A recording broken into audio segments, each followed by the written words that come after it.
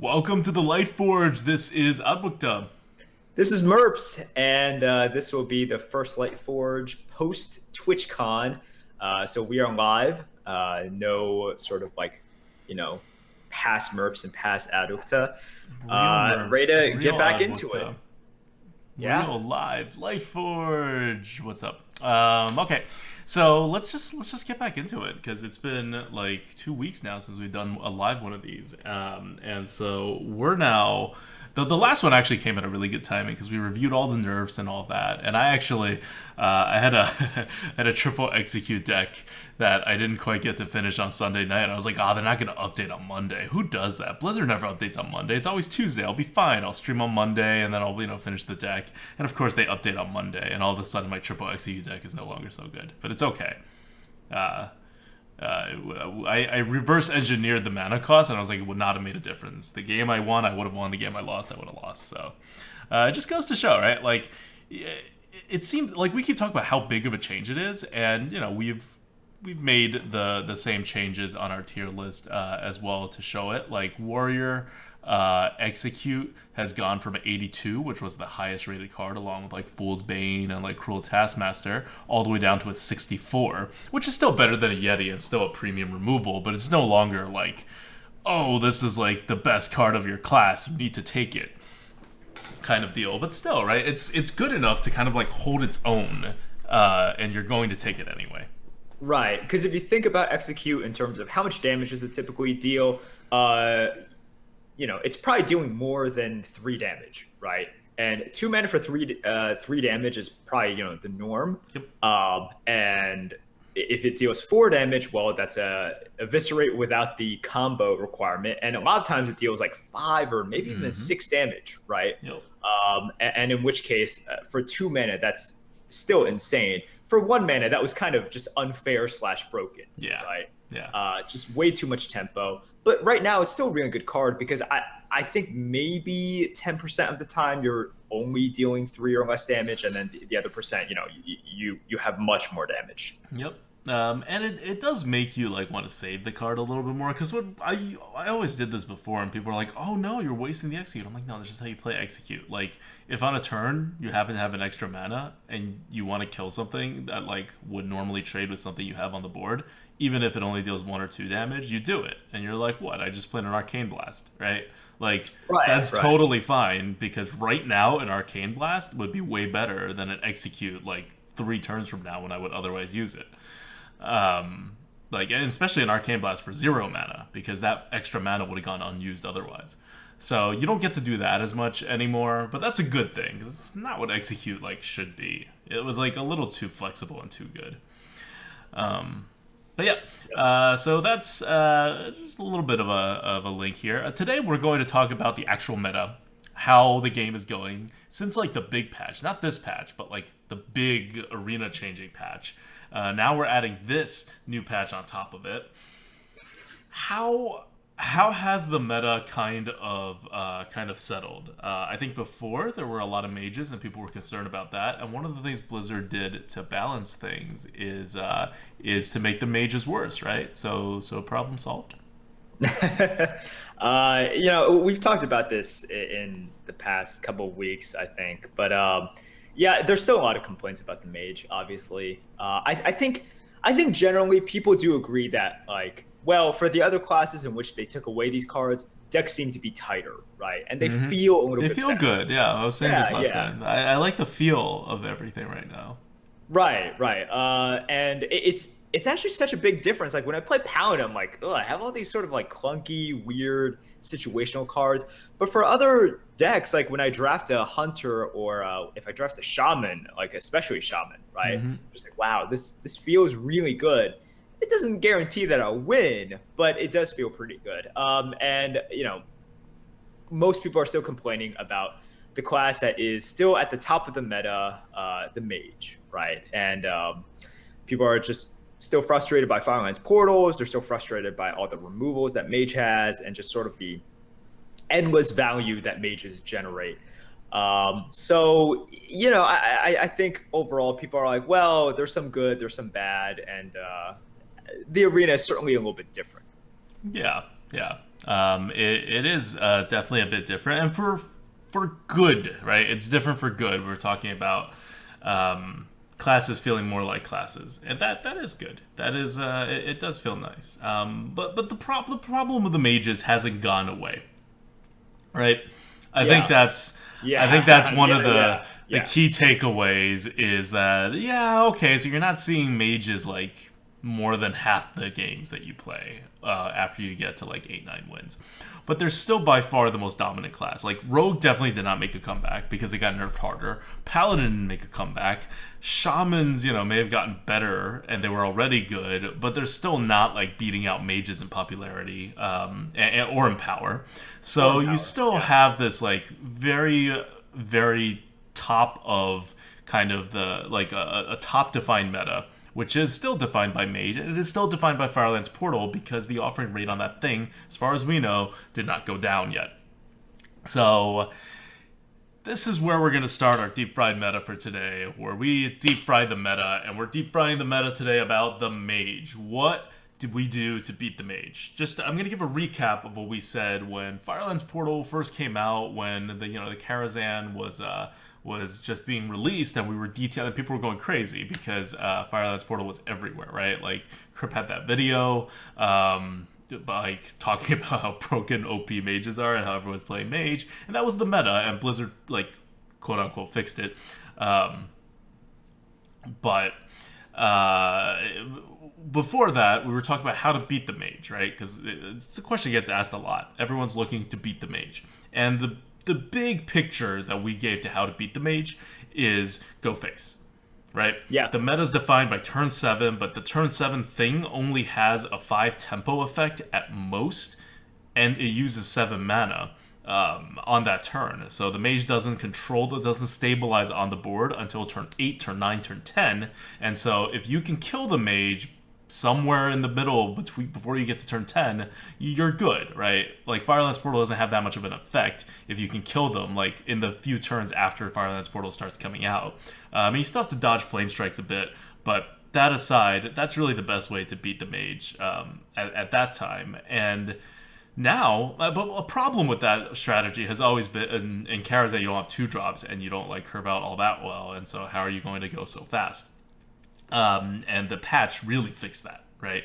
Like all the other classes can go really, really fast now because they all have more 2 drops. They all have more 3 drops. They all have more 4 drops. They all have more 1 drops. They just all have all this like extra stuff in the because their bad cards have been removed. So the consistency is so high right now for these other classes. It's higher than it's ever been, and that's a good thing to see, and it lets them really implement a lot of their strategies, especially because most of those classes they have to play on the board, unlike the mage and the rogue.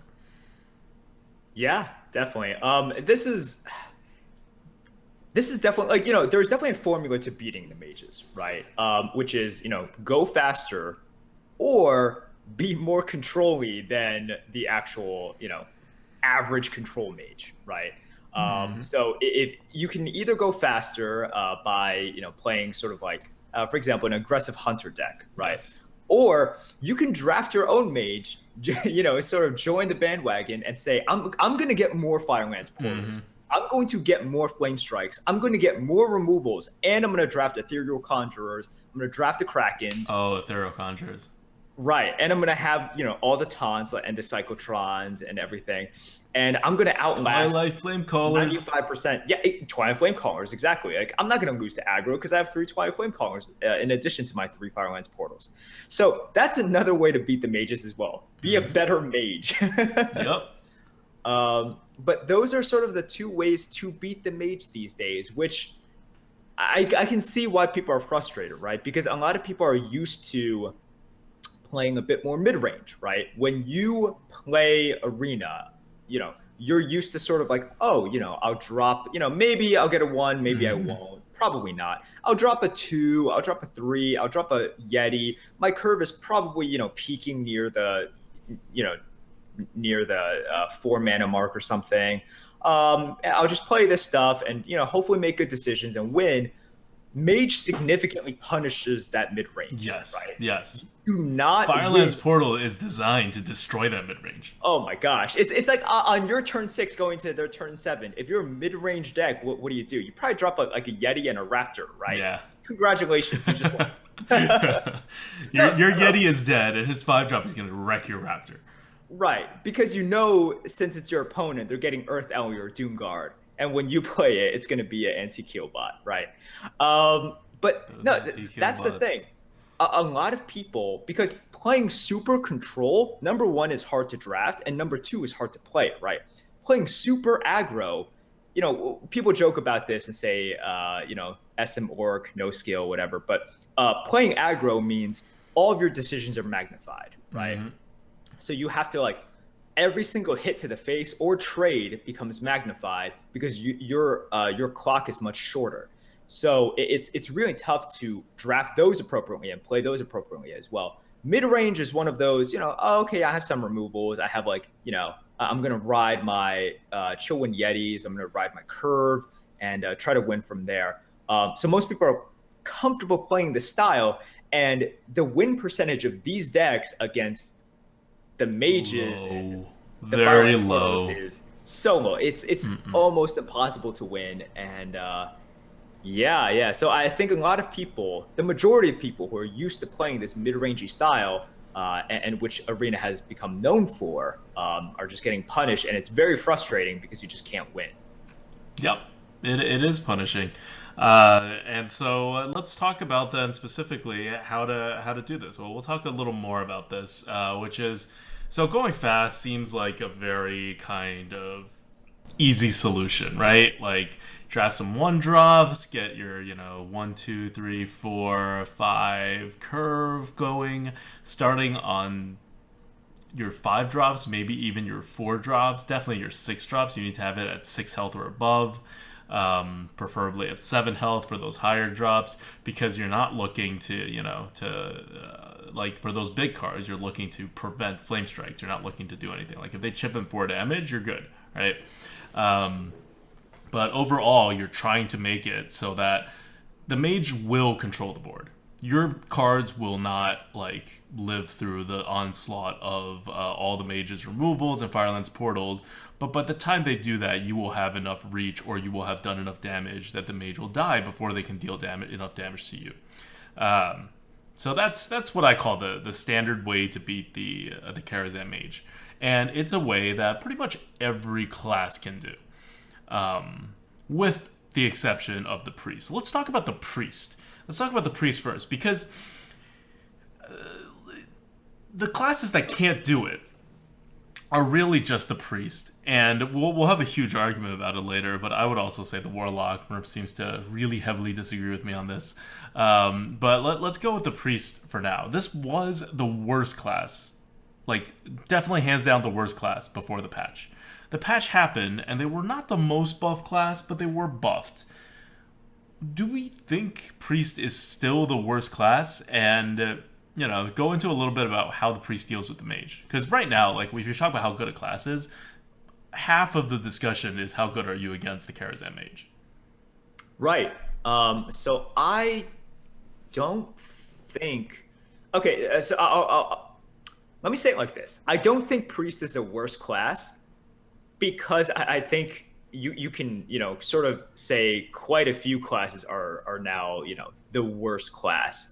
So that is something successful that Blizzard did, in my opinion. I think that by doing these changes, it's not like, oh my gosh, priest or priest and hunter, there's just so far below all of these other classes that Right. still can't compare to mage and rogue, right? Mm-hmm. So right now, I think priest is even though it might be the worst, you can't even tell the difference between priest and some of the other classes.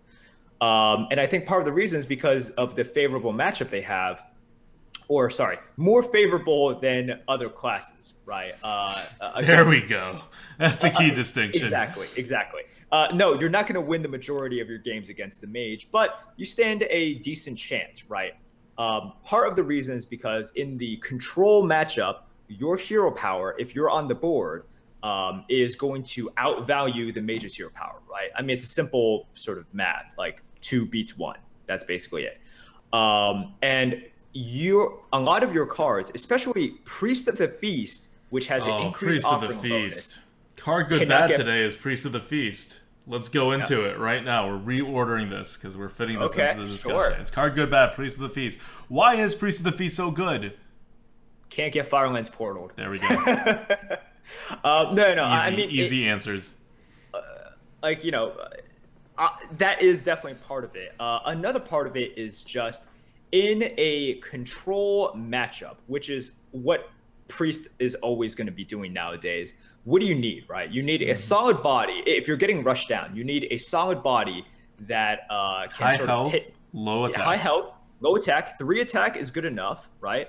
Usually. The 3/6 body on turn 4 is perfect, and it has sustain because you're probably going to cast spells afterwards. It's going to heal you up. So even if you have a weak turn 2/turn 3, which, let's face it, a lot of the times priests do, you can come back with the solid body from Priest of the Feast and its heal onto your face with just casting spells, which as a priest you're probably going to do. Yeah, and it survives, right? It has 6 health. It's going to survive. And if you get it late in the game, you're like, a 3/6, and not 100% sure this is like the best thing, only has 3 attack. It's going to get wrecked by 6/6s or 5/6s with a ping or whatever. Well, now you're at least going to heal some with it, right? So at its worst, its stat distribution is still okay because it has an ability and you want it to survive. Things with abilities with high defense is always better than things with abilities with high attack. Because it has an ability, you need it to live. And so it's kind of the perfect card for this meta. And the thing with the priest is your job is to outlast the mage, right? Your job is not to aggro the mage. Your job is not to out aggro anybody. You have to have a really weird priest deck these days to try to out aggro people. This is no longer a GVG, right? In GVG, aggro priests were pretty damn good. Yeah, you had and you had the tools, right? Spawn of Shadows and the you had a lot of Shrinkmeisters, which is the better version of Argent Protector.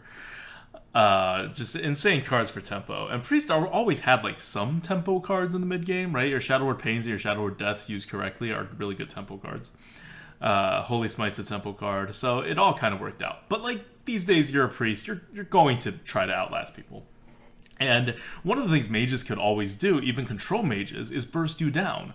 They don't have to win the card advantage game. They just have to swing the board on turn 8, 9, 10, and then they hit you to the face, even if you're even on cards with them at that point or whatever. Because remember, Firelands Portal isn't just a really large card with a large card advantage. It also is 2 more tempo than it should get on average.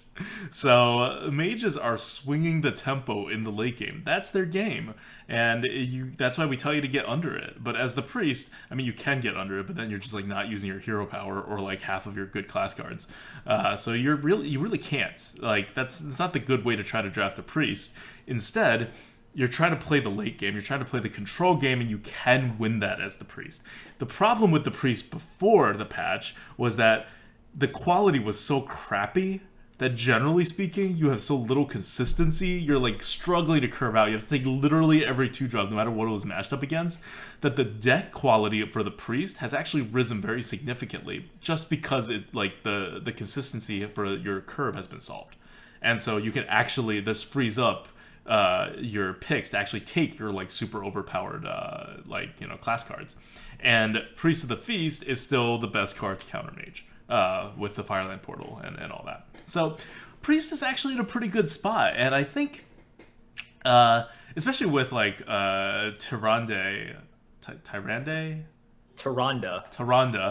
especially with that's how the game pronounces it. I've been told that the game's pronunciation is wrong, but I'm look, dude, I have no idea. I'm just gonna trust the game. Okay, so Tyrande is the new priest hero that was introduced, and she's free. So chat's been asking us to play a lot of Tyrande, as expected, and so we've been playing a lot of priest, and it's better than it was. It really is. It has the patch had a disproportionate effect on the priest compared to what you would think, because you only removed 4 commons.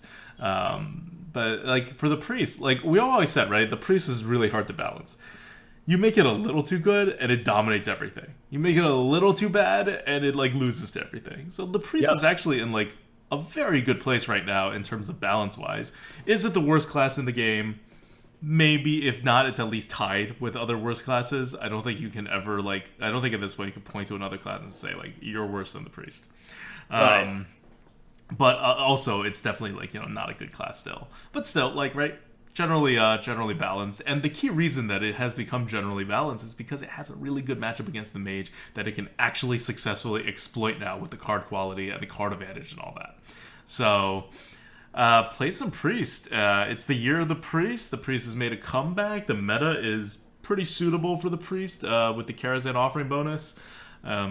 So I would say I think the priest is in a pretty good spot right now, and it is a different way to approach the mage battle because every other class you play is going to be like go fast or die. But for the priest, you can really like sustain.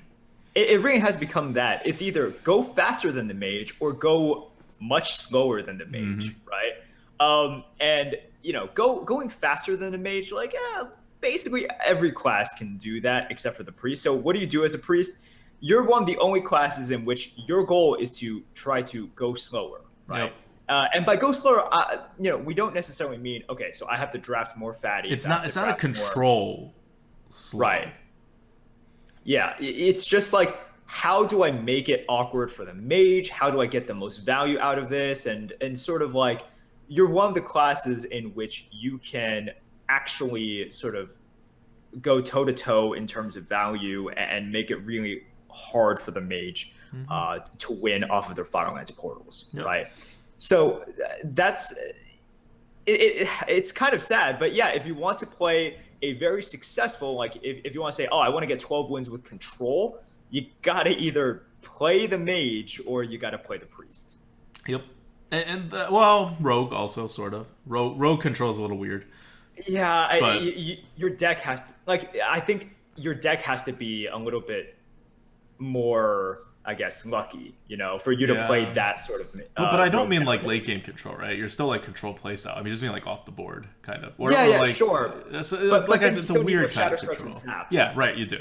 You definitely do. But you have enough. You're gonna get them. You have a lot of weapons too, like weapon buffs. Well, I mean, there's no offering bonus to those cards, and now, like, you don't just need one Shadow Strike or one Sap, you know, to go up against. Yeah. I mean, you need like quite a few of them now. Yeah, no, that's true. Yeah. What's really good about the priest against the mage is like imagine you have like I don't know like something you buffed and it becomes a 5/8 and the mage is like oh I'm gonna Firelands portal that and then I'll trade evenly. You're a priest. You have a pretty good chance of being able to heal and then buff up the remaining guy and then just eat the 5-drop that comes out. And you've literally just eaten a Firelands portal. Like, you gain card advantage and tempo off of a Firelands portal that your opponent played. No other class can do that. Like, no other class can do that turnaround on the mage. And it's really satisfying to pull off. Which you will pull off quite frequently because you will have the board when that situation comes. And because the mage like temple stuff is all fairly later, and so you will have the board when that happens. And if you have the buff cards in your hand, like bait the mage, right? Be like, look, I know you have a Firelands portal. I know you want to kill this thing. So if you take a stab at it, I'm going to totally destroy you. And it's a good feeling. So that's kind of where the priest is right now, and we'll talk about the warlock. We'll talk about the warlock at the end because we're going to do a warlock run today. But before we get there, and you know, I'm going to split the conversation up because this is such a free flowing thing. Let's just go to Question of the Goat right now, and then we'll pick up the conversation. Really? I wanted to talk about paladins. Yeah. Oh no, that's what I'm saying. We'll talk about the paladins afterwards. Wait, but since it's free flowing, why are we breaking up the flow, man? Because otherwise it'll free flow all the way to the end, and it's not going to be a question of the goat until the very end. Okay, question from the goat is I don't know how much you know about this, but simple. I'm just going to put it out there. How excited are you for the BM meta that's about to come out? Is it really about to come out? When did it come out last time? I don't even remember. It's all a haze. It's all a haze of like I don't know drugs into my veins. Pure bliss, yes. But like if you guys aren't aware, people have data mined, the upcoming from the patches, and there's upcoming seasonal events, right? And one of them marks the return of the greatest moment in Hearthstone history. ADWCTA, your favorite emote, right? It's Happy Feast of Wintervale. Happy Feast of Wintervale. It is so good. Because hello So is stupid. When people say hello to me, I'm always like, fine, I'll say hello back just to not be rude. But I don't see the point to it. But Happy Feast of Wintervale, you can use it to say hello. You can use it to say thank you. You can use it to say wow. You can use it to say sorry. Like, you don't know what that means, because Happy Feast of Wintervale is the universal Hearthstone language for all emotions and all ideas. Like, we could have a Lightforge where we just said Happy Feast of Wintervale repeatedly, and it would be like the deepest Lightforge we've ever done. It would. We would just change our facial expressions, change the intonation. Happy Feast of Wintervale. Happy Feast of Wintervale. There we go. So yeah. What about you? Wait, so do we know when this is coming yet? I'm actually really excited No, I have no about. idea.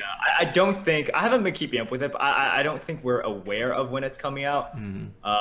This will change the arena significantly. Watch it. I think we won more when we had these emotes. Oh, we won way more when we had these emotes. Right. Now people will say there's no correlation, but come on. Oh no. When you're feeling it, you're feeling it. Yeah, right? it's all about the mental game. And if you can have the Happy Feast of Wintervale on your side and you out Happy Feast of Wintervale your opponent, because it's not like just spamming it, right? That's stupid. What you need to do is use it at the appropriate occasions, and then that really gives you an advantage in this game. Right, like right now when they have a 2-1 on the board and I play Mad Bomber, I strategically time it so that I emote once the bomber starts throwing bombs. But in my mind, I'm like, I never know which one is appropriate, right? I don't know whether to say wow or whether to say hello or always anything. Happy Feast of Wintervale. It's so good. Right. It's always Happy Feast of Wintervale when it's available. When it's not available, I'm a little bit lost. And that doubt creeps into your mind, right? I drop the bomber and I'm just like, oh my gosh. And you know how bombers deal with doubt. They throw bombs at your face. Three to my face, exactly. So looking forward to that. All right, that's a good question from the GOAT. I had totally forgotten about it because it was like I feel like it's so far away, right? It came after BlizzCon last time. That's like a month away. Okay, so let's get back to the discussion about the meta. Paladins. You wanted to really talk about Paladins. Paladins are so interesting right now. And they haven't been for a long time. So what do we want to say about the Paladins? Because I think they are in contention for worst class in the game. I totally agree. I completely agree. So for those of you out there, I'm not saying that I'm like by far they're the worst class. I say they are in contention for worst class in the game, and I think that they are bottom third class right now. Definitely bottom third. Definitely bottom third, in contention for worst class in the game. And that's crazy because for as long as we have remembered, Paladins have always been like at least top 50%. GVG, they were top class, right? And then after that, they were always like, well, they're the third or maybe the fourth class, but no lower than that. And it was hard to imagine them being. By GVG, you mean TGT? Well, in GVG, they got muster for battle. And so in GVG, they were very good. In TGT, they were like, we didn't think they were the top class, but most people did. But in GVG, I think they were undisputed. Most non-top arena players thought they were the top class. The top arena players all had their own ideas of who the top class was, but it was universally not the Paladin. They're like, oh, Paladins are everywhere. It's like the best class for most people. And then I'm like, okay, but what do you think is the best class? And they were just like, no one would ever say. And that was before Keeper Voldemort. Keeper Voldemort was LOE, man. You're just getting mixed up of all the amazing cards Paladin have gotten over the years. I know they keep on giving him good cards, but now with this patch, they are actually the ones getting shafted. They got totally shafted. They got totally shafted because Mage still is ridiculously strong. And part of the reason, I don't know how much we address this, is with Mage it's all about spells, right? Like they're not powerful because of their minions; they're powerful because of their spells, and you actually increase the chances of them getting spells. Because you take away Faceless Summoner, you take away Snow Chugger, which are great minions, but they were never about minions in the first place. You did take away Forgotten Torch, but that was never a premium spell, right? That was a So balance spell. It was one of the few balance spells. it was one of the few balance, like take away Flame Cannon, right? Yeah, That was right. something that we kept on saying. Like that is something that is an actually good mage card. Mm-hmm. So mages, even if they didn't get more powerful, you didn't significantly weaken them. Yeah. Rogues got weaker, but like whatever. And all the other Rogues classes, can only be so bad in the hands of a good player. That's kind of where rogues end up. So all the other classes got more powerful, and paladins are still as situational, as still like feast or famine, board dependent as they were before. Because before the patch, we were already saying Paladin is probably no longer number 3, right? Like Shaman was already creeping in on the Paladin. We're like, yeah, maybe Paladin 3, probably not, probably 4, maybe 5. Maybe Druid is also above them. And then after the patch, they like buff. Like that was the weirdest part about the patch, right? Like they significantly buffed the Shaman and the Druid almost as much as the Priest. Right? Like not as much as the Hunter or the Warrior, but pretty close to how much they buffed the Priest in terms of like just like raw value added, right? Like not counting the meta, not counting all that other stuff. So these days, when I play a Paladin, I'm just like, my cards are so situational. You can't get the value that, like, there's no way you outvalue anyone these days. You have to snowball. Yep. Your only win condition is snowball, and that is such a hard condition to meet nowadays. And the thing is, like, what happens, like, if you, if you Seal of Champs to snowball and you hit something, your minion's still going to get Firelance Portaled. If you Blessing of Kings something and you hit something, that remaining minion could be a 9/4 and it's still going to get Firelance Portaled. Like, what's happening? Like, you're just in a very bad spot no matter what you're doing.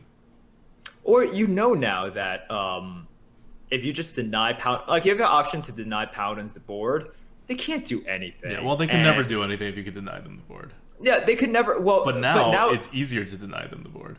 It's easier to deny them the board because every class's deck is a little bit tighter, right?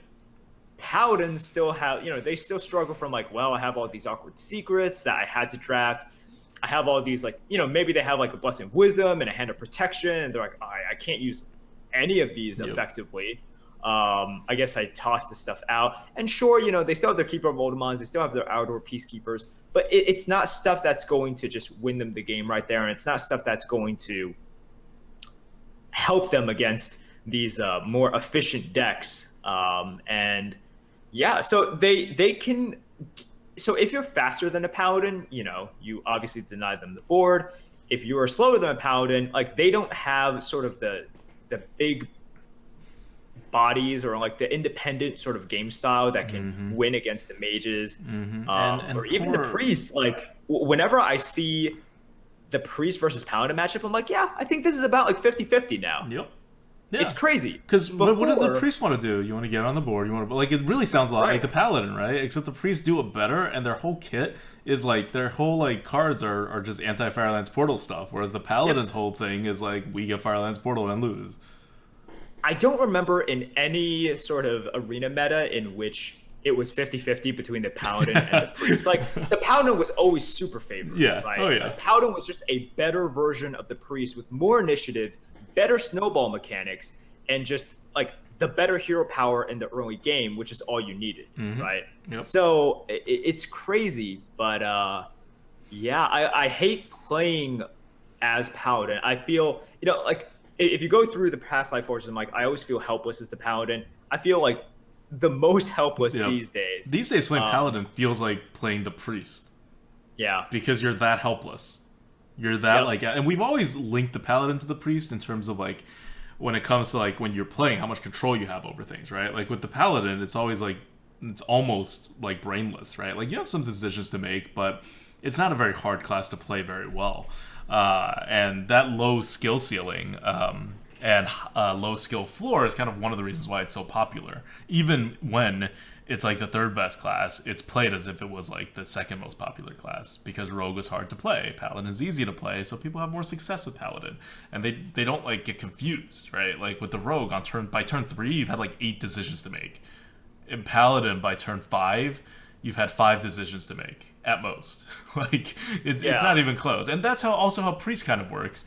But Priest used to be even more so like, oh, we just put stuff on the board, we can't do anything about it. And now that the game kind of like, if you're the Priest, you need the game to stretch out to like a much later part of the game, and the mage will go there with you. So you actually have a lot of like late game random things that you're trying to like piece together, and that kind of gets to be where the Paladin is, because Paladin has more like early and mid game stuff that they have to do. So it's actually kind of getting equal in terms of like how much thinking you have to do in these two classes, and their skill up, their like value is also getting very similar. One thing I want to point out with the Paladin and the Priest, right, is that you're so reliant on like having a curve, so reliant, right, because you need to snowball, you need to like do stuff on the board, and Priest, when you take cards out of the meta, when you take cards out of the game, you get more consistent curves. Paladins, when you don't do that, has the same curve it used to have, which is the crappy curve. Like, I just need to remind people that this is the worst curve anyone has ever had. Right? The Karazhan meta was the worst. There has never been a time, it was worse than Classic. There's never been a time where it was harder to get a good curve going than the Karazhan meta. And Paladins are stuck there. And it's not like Paladins are like the Druid, where you just traditionally have had so many like curve cards that you're fine even in a meta in which you don't curve out as well. In fact, you did better because your opponents curved out less well, and you were still okay. And it's not like the Mage, which gets a really good 2-drop in Karazhan, so the meta bonus, right, or like the Hunter. So the Karazhan bonus is carrying them through. Even back before the patch. Paladins had none of that. Paladins were doing very poorly when it comes to curving out. And they really needed to curve out. And that was one of the reasons why they were like not doing so well in Karazhan. Now, you've made everybody else curve out so much better. So relatively speaking, it really is like the Paladin getting like another very serious nerf to something that they absolutely need to do anything. And it breaks their back. Like, Paladins are in such a bad place right now. I would put them... so here's my list when it comes to class tiers at the bottom. It is Paladin, Priest, and Warlock all tied. And really, if you say push comes to shove, I may actually put the Paladin below the Priest. I may.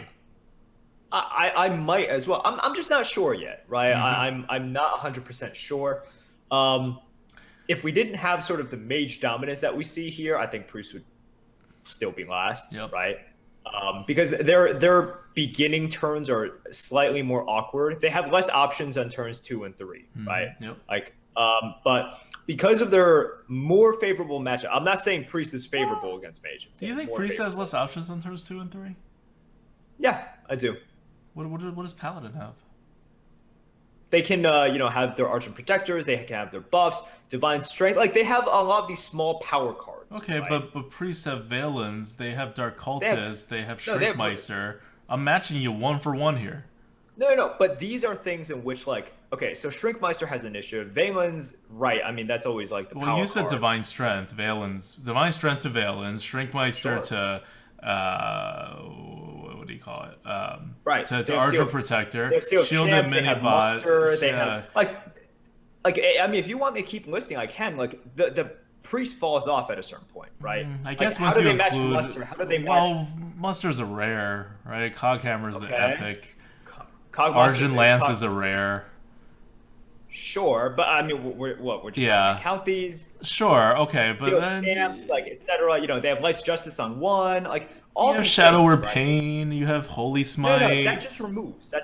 Oh, you mean like things with initiative? Yeah, exactly. Like Priest is Northshire Cleric. Dark Cultist is pretty big. Power Word Shield. That's kind of amazing early on. But then you need something on the board, right? Like overall, I think if we list 1 by 1, the Paladin has better sort of power. I think it's a very small edge. I think it's very important because it is the early game. Mm-hmm. And that's why, like, I would put Paladin above Priest, if not for this mage matchup, right? Because of this mage matchup, I think, I would, against the field, and because so much of the field is mages, I would take Priest. Yep. So yeah, this is funny because Blizzard was like, "Oh, Paladin's in such a good place. We don't want to touch it," and then we were like, "Well, You've nerfed 2 classes. You've buffed all the other ones. So Paladin's third to last in terms of where it's going, right? Like, and the effects are so pronounced that it really sunk Paladin. And you can kind of see it, right? If they thought Paladins were fine, so they thought it was the middle class, so they thought it was 5. And then they did the buffs as if it were third to last, which would make it 7. And so it would fall 2 spots, right? We had the Paladin at basically 5 before, so it falls 2 spots, and now it's at like 7, maybe 8, maybe 9, right? Like, you can kind of see it coming from, like, just mathematically from how the from before the patch comes to when the patch happened and they didn't touch Paladin. And this brings me to a point that I want to make, which is that they should touch Paladin. They've touched everything. Why are they not touching Paladin? Paladin needs some love, and Paladins have crappy cards. Sure, I get it. Maybe you don't want to take eye for an eye out, but if you're going to mess with secrets the way you did with Hunter, like Sacred Trial, really. If you're going to mess with secrets, that's a pretty good place to start when it comes to taking stuff out. You could also remove plenty of other cards that are like on the border of being useful for the Paladin. Cobalt Guardian really sticks out as a very iffy card. Yep. That also doesn't serve any particular flavor use. But yeah. So I'm not saying they should like remove a whole bunch of cards, but like 1 or 2, right, would really help the Paladin out, just to give him more 2-drops essentially. And it also, okay, Paladins did not get good cards in Karazhan, right? No, they did not. Well, they got fine cards. It's okay. Silver Moon Portal, it's okay. Look, Silver Moon Portal is a good card, right? Yeah. It's a good card. It's an above average card. Right. Yeah. So it's okay, and it is a class that has traditionally, and they didn't get good cards in OG, because Divine Strength was going to be their good card, and it ended up being a lot less good than we thought it was going to be. So the Paladins didn't get it's still good, right? But it's not like game changing. And before that, every single expansion was the Paladins getting ridiculously good cards. So the Paladins were so far up ahead of the other classes in a large part because every time they released a card was going to be good, and now you get 2 expansions where they're kind of iffy, right? They're not even bad, like you said, right? They're just iffy. Like, they're just good cards. They're not like premium cards. And then you nerf Murloc Knight repeatedly because every new Murloc that comes out is a small Murloc. So Murloc Knight has dropped like so much since when it was first released, and you're just getting to the point now where you see the effects, right? Like, this is exactly what's going to happen to, like, Warrior. If they stop releasing good Warrior cards, it's just going to fall like a brick. Because it's kind of living on that.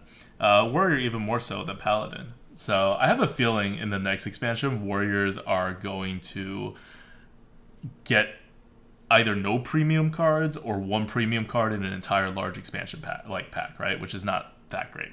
And you're going to see the power level kind of fall pretty seriously. But for now, right, Warriors, it's middle to good class these days. It's really about like the offering bonus and what effect does it have on the class, right? Like for Paladins, in which they have all of these really, really valuable buffs and cards, if you give them an alternative way to win, like Keeper of Oldemon, suddenly you're just like, oh my gosh, this is so good. For Warriors, in which they can always get value off of weapons or something. If you give them a weapon, if you give them Wind Fury, right? Yeah, that's pretty good. You take away their weakness, right? Their weakness is they can't clear the board. Right. They can only have 1 removal at any one time. And now you have Fool's Bane, which is like, we can remove the whole entire board no matter what you do on the board. With Violent Illusionist, oh, God. Remember. With Violent Illusionist too, it's true. Man, like with the bonus to Violent Illusionist as well, I'm just like I don't know if they knew the effect of this. I'm like, geez, this is another great way to increase the power level of Warriors and still increase the power level of some other classes as well. Like it's nice to tap. Yeah, it's nice to tap as a Warlock without losing health. It's nice to it's nice for Rogues as well. But who is it benefiting the most? Obviously, the warrior, right? I don't know. I think it benefits rogues just as much, if not more so, than the warrior. Well, you can argue that the ceiling is by far warrior. Yeah, Like, yeah. The ceiling is yeah, warrior because of Fool's Bane.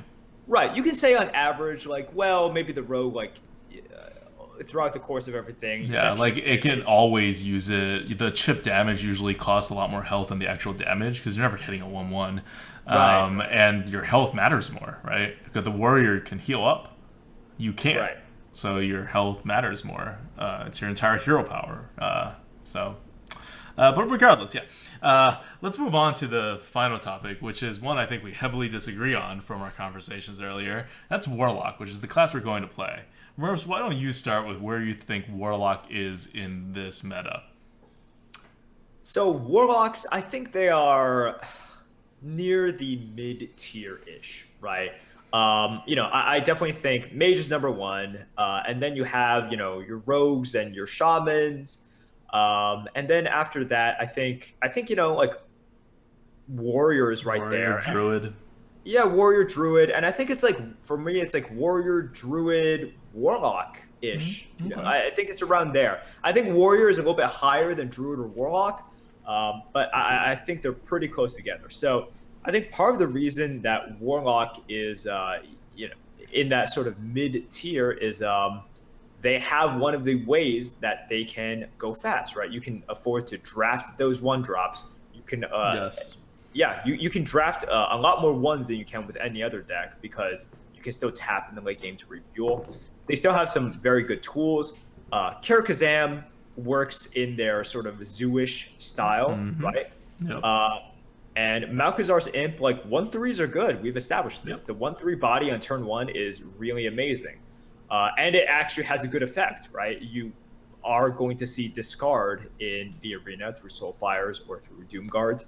And it has a relevant effect late in the game as well. So I think Warlock is in a decent spot. It's just, it doesn't have a lot of the power cards that some other classes have, especially with this expansion.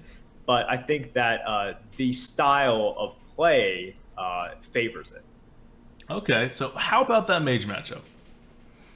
With the Mage matchup, all right, I think that you can, if you draft aggressively enough, you can get under the Mage. Now, there's no way you can out-control Mage because your style of control is to hero power in the late game, right? You can hero power in the late game and you can keep on losing health, and at a certain point, it's far too dangerous against the Mage that has Burn, which is every single Mage, right? Firelands Portal. I know, Firelands Portal. it sucks. Look, you can The Mage has so much tempo. Why Firelands Portal? The Mage has so much card advantage. How it's Firelands Portal? The Mage has so much reach. Out Firelands Portal. It's so good. Welcome to the Karazhan meta. I'm not saying it's impossible to play control with the Warlock, but you need like your Shadow Flames, you need your Power Overwhelm. Yeah, you need a lot of cards that you won't get in like 90% of drafts, right? Or like you won't get enough combination of them. of cards. Yeah. You'll get one of them, two of them even, but you need more than that to like but control. what's your single Shadow Flame do? Right. Exactly. So most of the time and in most of your drafts, you're going to be going after this sort of like Flood Zoo type deck and just trying to get under the Mage and just deal enough damage so that Firelands Portal doesn't really do anything. Even if they Flame Strike, they're down to like 8 health, and then you force them to have like the second and third Flame Strike. So that's the way that you win as the Warlock.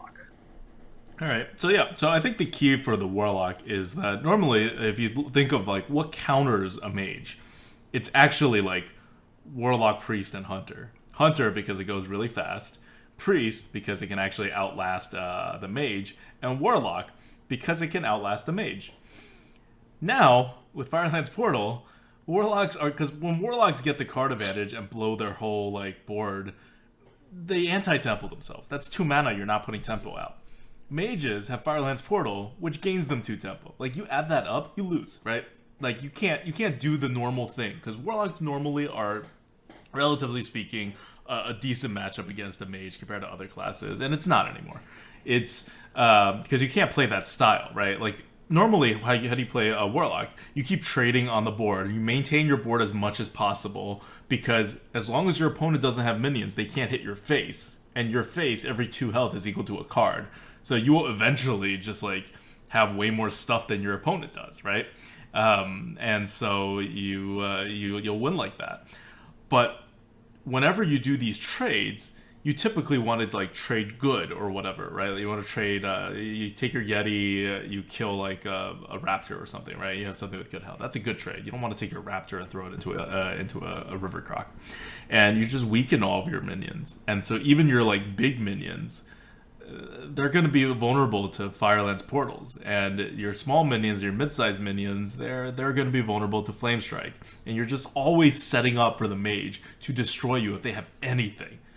So, I'll come out and say, I think Warlocks are one of the worst classes in the arena right now. I would put them on par with Priest, maybe below Priest, maybe above Paladin. I think it's questionable, but I would put them definitely in the bottom 3, and not exactly at the top of the bottom 3 either, because I think it has such an awful matchup against the mage.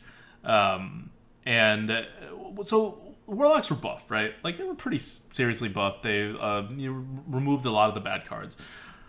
But that doesn't really help the Warlock the way it helps the other classes. Because the other classes have, like, actually good cards where their offering rates have risen, right? Like, you have a ton of premium cards if you're the warrior.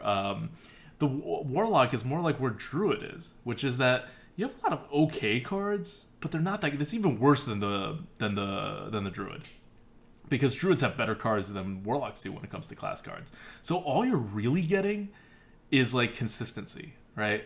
Like, you have consistent 2s, you have more consistent 1s, you have more consistent 3s, and all of that. I think that's huge for Warlocks. That's huge for Warlocks to be able to do what they're doing, but it's not as good as being able to get the premium cards. And everything's relative, right? So I think overall the patch hurt the Warlock, because yes, it helped the Warlock, but it helped it in a way that's kind of counter to the Priest and the Warrior. Because Priest and Warrior relies on their premium cards, and you have just given them like the space and the offering bonus. The space, because you now have a better curve, so you don't have to give up those cards. And the offering bonus, like reverse offering bonus, right? Like, because you're taking cards out, everything's offering bonus is increased for those premium cards. Warlocks don't get that. They were always pretty okay on the curve, like, to be honest. Even in the Karazhan, the worst of the Karazhan meta, you take your 2s. It helps, but it was never like their biggest issue. And they have very few premium cards. So the buff is a lot more muted than with these other classes. And so these other classes are passing the Warlock. And that matchup against the Mage is so bad. I remember when you were telling me a little earlier today about like how great the Warlock is against the Mage. And I was like, all right, I want to see this like 12-win Warlock run that you got earlier in the week that I missed, and see how it's taking down top mages. And I like just scrolled through the game. It was really funny because I was like, okay, so how are you taking down the mages? And you matched up with no mages except one at 11-1, and you got like rolled. Well, you're saying after your qualification is I need good to mages past 7 wins. Yes, right? exactly. Because I beat 4 mages before that. Yes. We're not going to count those. No, because there's a difference, right? There's a difference between a good mage deck at a high level and like your normal mage. Like, if you see a mage at like 3-1, are you really impressed? No, not really. Well, and what I'm saying is, because the way you're saying the Warlock works is you're putting a lot of stuff out on the board, you're overrunning the mage before the mage can like wipe you off the board, and whatever little tiny bits of reach you can get as the Warlock, because Warlock doesn't really have a lot of reach. That's why it's not like you just like push very hard normally, but you'll still be able to win. Why? Because the mage won't curve out, right? The mage will miss a curve most likely at some point because they're drafting Firelance portals. Their odds of curving out are low, and I totally agree with that. I totally agree with that as viable, but only up to a certain point. Because the whole system right now, like you're saying the Warlocks can deal with mages, relies upon the mage not curving out. And mages past a certain wins will not only have their Firelance portals, they will also curve out, either with minions or with removals of your minions. So you won't be able to get that damage in, and you don't have the reach to get that damage in, and you don't have as good of a sustain as you need to out-sustain the mage. The mage will flip the tempo on you in that like late game stage, and I think it's just really hard. My question is, because my argument is always you're giving these what you call high win mages a little bit too much credit, right? In terms of they are curving out and they have the portals. So how do you beat these? Well, like I said, like with priest, right? Like because in priest your world, works. it seems like it's impossible to beat a mage I that curves out and has the late game I think for quick strike warlocks, portal. yes. I think for warlocks, it's a really tough road. It's never impossible to do anything, right? It's Hearthstone, but it's a really tough road, and that's why I think warlocks in a really bad place. No, but in your world, you're saying these mages that have the super value also are going to curve out Right. perfectly. Well, Then you know, they're they're just gonna have 2, unbeatable. 3s, and 4s, yeah. I mean, like you're saying good 2, 3s, and 4s, Yeah, right? well, yeah, like Because if average they to have above subpar average. ones, then you Yeah, beat them not with a warlock. subpar ones, but like actual 2 drops, 3 drops, and 4 drops. Then you just don't beat the mage then. As the Like warlock, in right? your I world. agree. As the warlock, you wouldn't. That's No, my no, no. whole Then you point. just don't beat them. No, Period. no, we If just they talked have about how this you stuff. would beat them as the priest, right? We just talked about exactly how you would beat them as the priest. We talked about how you would beat them as the hunter. No, no, no. You still don't beat them as the priest then, because their cards are just better than yours. They're not. They're the same as mine. Except at some point, they're not going to be able to fully remove me off the board, and I'm going to be able to buff a guy, and then their Firelance Portals is ineffective against my Priest of the Feast, and I'm going to get value in the late game for my hero power. And I have more premium cards than they do, actually. So, Like what I'm that's saying a is, way for the priest to beat the mage, and I think it's a path. I'm not saying it's like great. I'm not saying they're like favored, but I'm saying they have a fighting chance, and warlocks really don't. wait. So, here's the thing I don't get about it. Like, so then the warlocks just have like no fighting chance, but other classes have a fight. Like, if the mage curves out well, right? Like Yep.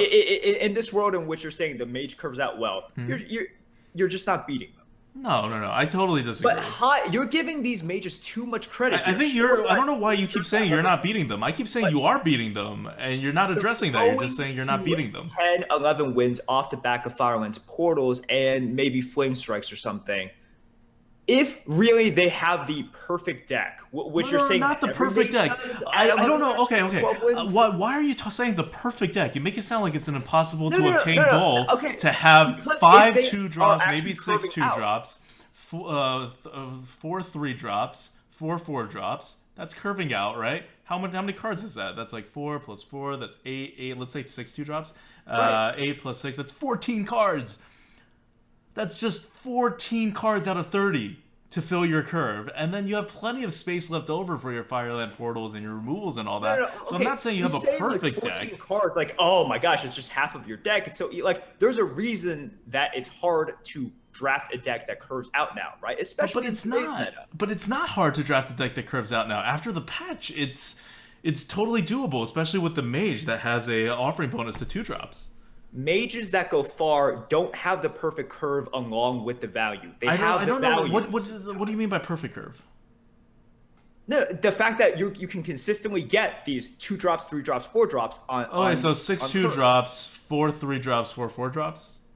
Sure, yeah. Okay. And you're saying that these are actual drops. I think that Yeah. it is not terribly difficult for a mage to get 15 cards, not even 14, 15 cards on the 1 through 4 curve in a deck. I think it's actually very easy. I think it's actually something that 75% plus of mage drafts will be able to do without sacrificing significant value. And mages typically get 2 Firelands portals. They typically get almost 1 flame strike, and this is just the average mage. I'm not even talking like mage draft. So a good mage draft will have like an extra Firelands portal, an extra flame strike, some value somewhere else, right? A couple of extra removals, or like their curve cards are very good, something like that. So that's like, I know you're trying to paint this picture where it's really, really hard to curve out, but it's not really hard to curve out. And mages aren't like at a big disadvantage to curving out compared to like anybody else. Like, we've all drafted so many decks. Are you really having trouble curving out these days? No, you have to choose one. You either curve out well or you just don't get the value cards. No. Yes, there are decks that have both of these. I totally but those disagree. are I think you can do both very easily. You like, okay, on average, just take 2 drops, right? On average, you're offered 13 or 14 like near true 2 drops these days as mage. So that's anything that's like Raptor or above. Like maybe going a little bit below Raptor, I think I also count like, I don't know, like some of like maybe like what do you call that? The 2/2 that gets you an extra mana the next turn. Um, What? Wait, are you talking about cut purse or no. pint Uh, size summoner? What? Yeah, pint size summoner. So I may also count like pint size summoner as a 2-drop, but like the idea is like even if you took away all of those, you're still getting like at least 12 on average. This is average. This is your average draft offered. And so of these offerings, every time you see a Firelance Portal or a Flame Strike or a premium card, you don't take the 2-drop. You just take the premium offerings. You're going to end up still with way more than enough picks to fill your 2 curve. Now, you say some of them are going to duplicate with like 4s and 3s. Sure, and then you have even more offerings of 4 and 3. So generally 2s take priority over like 4s and 3s, unless they're super premium 4 and 3 drops. Like mathematically speaking, I'm telling you, like based on the offering odds, it is very, very easy to get your premium cards and also a curve. Like this is going to happen in more than 75% of all drafts for mages, and for other classes.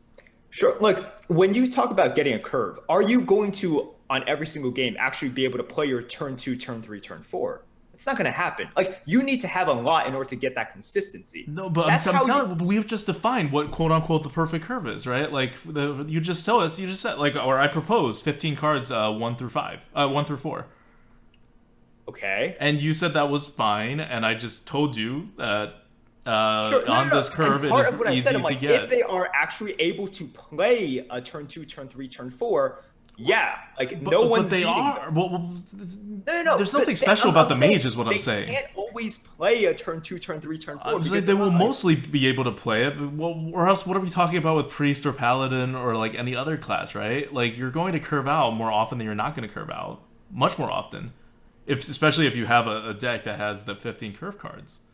No, but okay, so if they are part of my argument always has been if they are able to play a turn 3, turn 2, turn 3, turn 4, right. And these are actually strong cards, right? Well, they're average to strong. They're like then Raptor no one beats plus.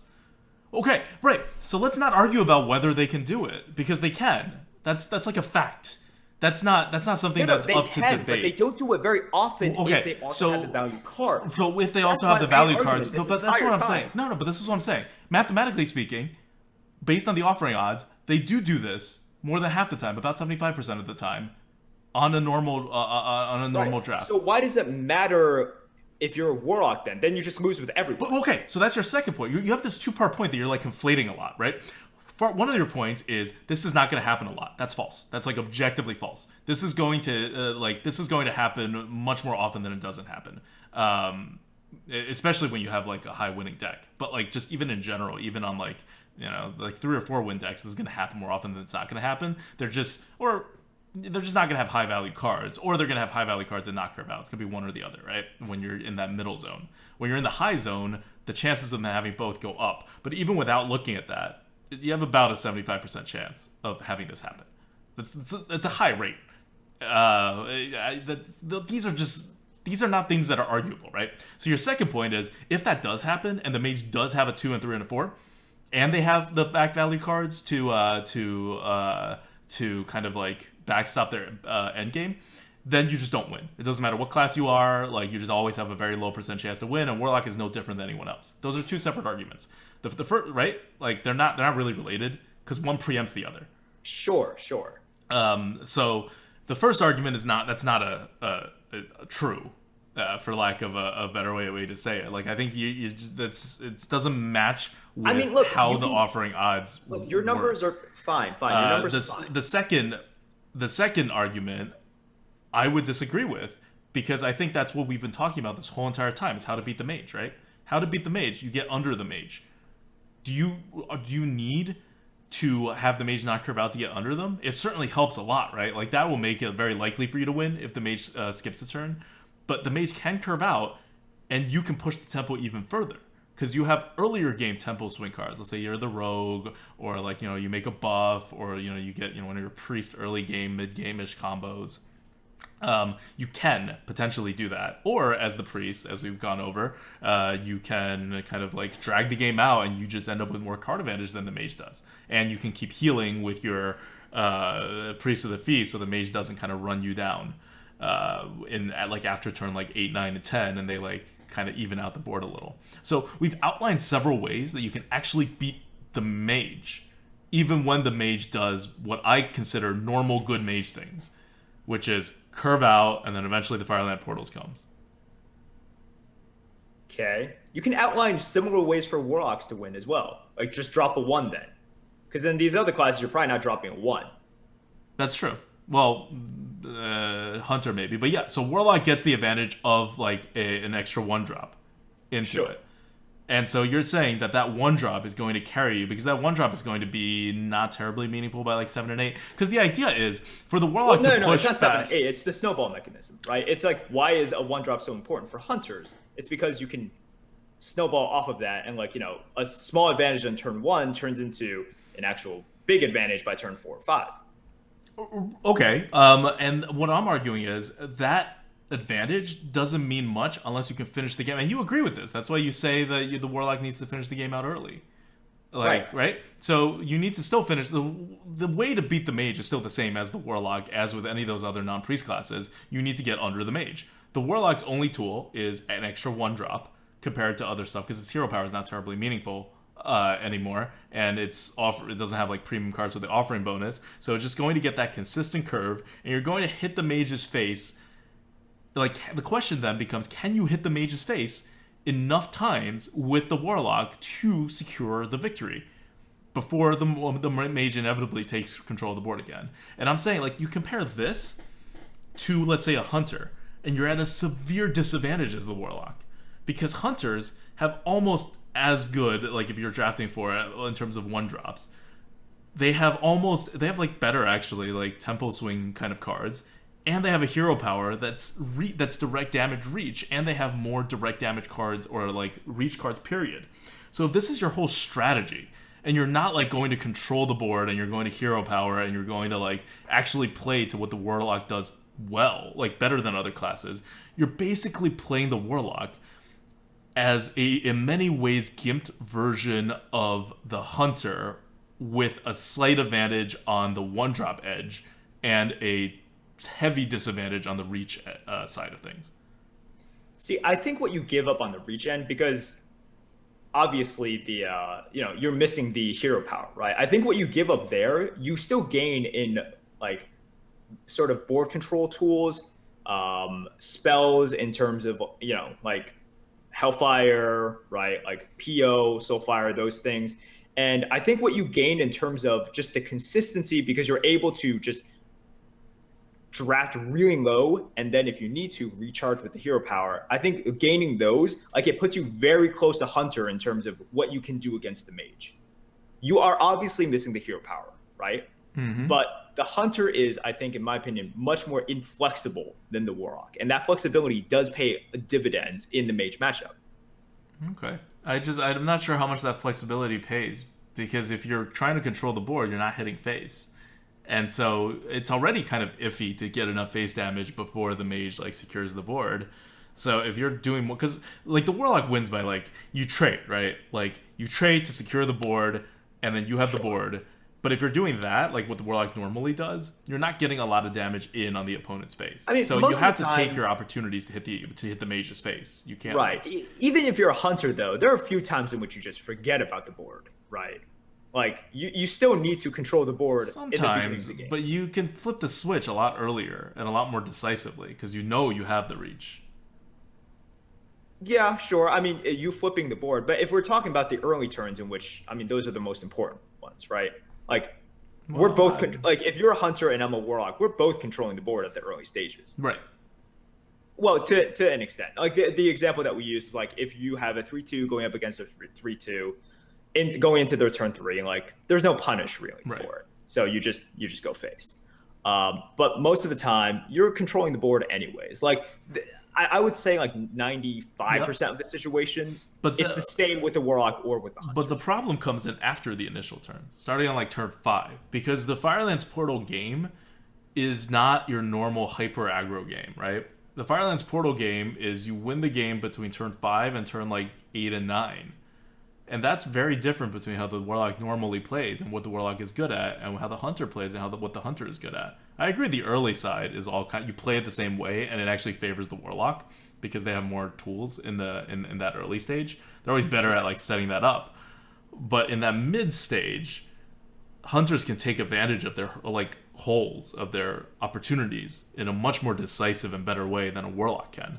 Sure. So, and in the mid/late game, you hero power for 2, right? And I'm saying like the additional options that you get to draw into your reach, to draw into, What reach do you have? You don't have that much reach. You have Dark Bomb, Soulfire, Soulfire, Doom Guards, any neutral Rare. charges, stuff like PO, right? PO, maybe. Yeah. Compare that to Hunter, you have like less than half of your or not even including the hero power. Or because you are low curving, you just draw into all of your like ones, and then you force them to have AoE, right? Mm-hmm. Like additional AoE because you put out all of the stuff. And mages, they either need the AoE or they're not going to have like 3-4 minions on the board to like trade. Well, or a large taunt even will screw you over as the warlock because you don't have hard removals either. Sure. But now so many different paths to being like totally screwed over. Sure, there's and a lot you're of slower. paths. Right. But then the additional draw that you get, I think, is just as valuable. During some matchups, obviously, like you prefer your 2 damage hero power, right? Mm-hmm. But I think in other matchups, because sometimes you get them down to like 10 health, and then they put down Bog Creeper, and you're like, oh, okay, well, I guess I hero power, but I'm drawing like all these small cards. And in other times, you're like, oh, well, I'm a warlock. If I tap, maybe I have more of a chance. Like, yes, sometimes I'd prefer the 2 damage hero power, but other times I want the draw. Like, I think it's pretty close there if we're talking, strictly the mid to late game, right? And in the beginning of the game, it kind of, like we said, it doesn't really matter. You're basically just trading the exact same trades anyways. Yeah. And you're neither class is hero powering anyways, right? I would much rather have that hunter hero power than a 1 in 16 or 18 chance to get an answer that I need.